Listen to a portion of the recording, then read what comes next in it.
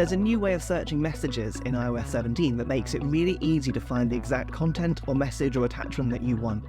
If I jump into the Messages app and then press the search bar at the top, I want to find a picture of a cat that my fiancée Safi sent. So I'm going to search for Safi, first of all, and then it will show the contacts that match that name. I'll tap onto Safi here. You can see at the top in the search bar that that's now become a grey box. That means it's a search filter. So the next thing you type in will be a second filter. Now, I could type in photo here, but actually it suggested it for me just below. If I tap onto photo, it will now only show messages from Safi where she has sent a photo.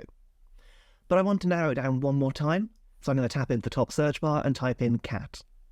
And just like that, I've now got all the photos of cats that my fiancée Safi has sent me, and trust me, there are a lot.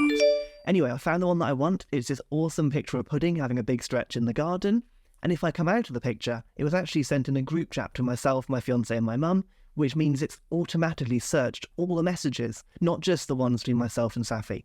It's a really powerful search tool built right into Messages, and that's another example of how iOS 17 makes your phone better than ever before. If you want to see more things that have changed, check out this playlist on the end screen now.